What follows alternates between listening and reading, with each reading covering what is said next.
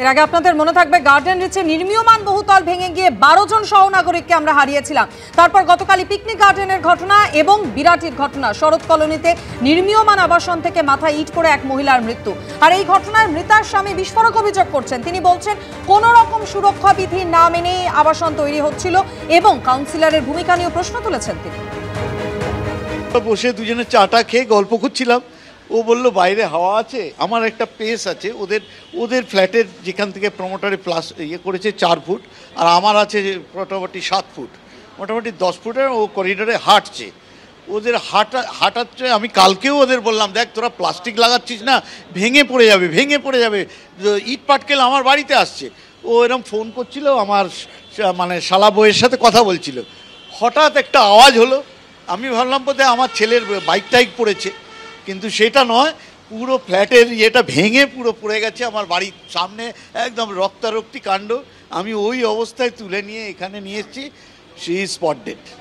কতটা অংশ ভেঙে পড়েছিল, কোথা থেকে পড়ল? 5 তলা থেকে কি 4 তলা থেকে, আই ডোন্ট নো। ওরা তৈরি করছে, এখনও পুরো কমপ্লিট হয়নি। ব্যাস, আমরা অনেকবার নিষেধ করেছি কিন্তু শোনেনি।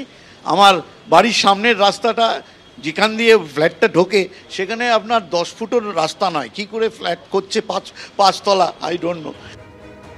বিরাটির এই মর্মান্তিক ঘটনার পর মৃতার পরিবারের তরফ থেকে কি অভিযোগ করা হয়েছে শোনাবো।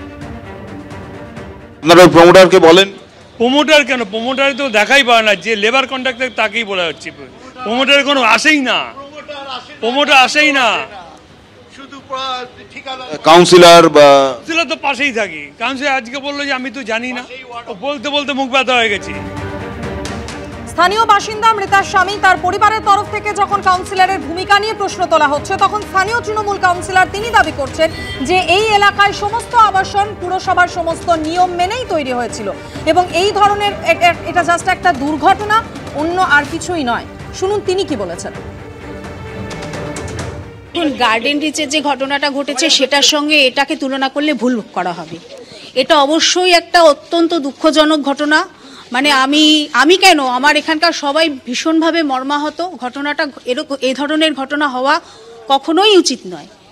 এবং আমার এটাই বলার যে নিশ্চয়ই পৌরসভা স্যাংশন প্ল্যান নিয়ে এই বিল্ডিংটা হচ্ছে এবং যদি কোনো দোষ ত্রুটি থেকে থাকে অবশ্যই সেটা প্রশাসন তদন্ত করবে এবং যারা এর জন্য প্রকৃত দোষী নিশ্চয়ই তাদের বিরুদ্ধে ব্যবস্থা নেওয়া হবে। কিন্তু এক্ষেত্রে কোনো রাজনৈতিক রং লাগানোটা আমার মনে হয় সমীচীন নয়।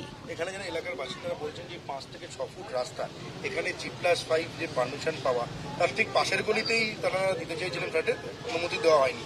এখানে অনুমতি দেওয়া হলো, নিয়ম তো সবার জন্য এক হওয়া। অবশ্যই নিয়ম সবার জন্য এক। আপনারা যদি দেখেন যে সাইট প্ল্যান রয়েছে সেখানে এটা 5 ফুট রাস্তা নয়, প্রথম কথা।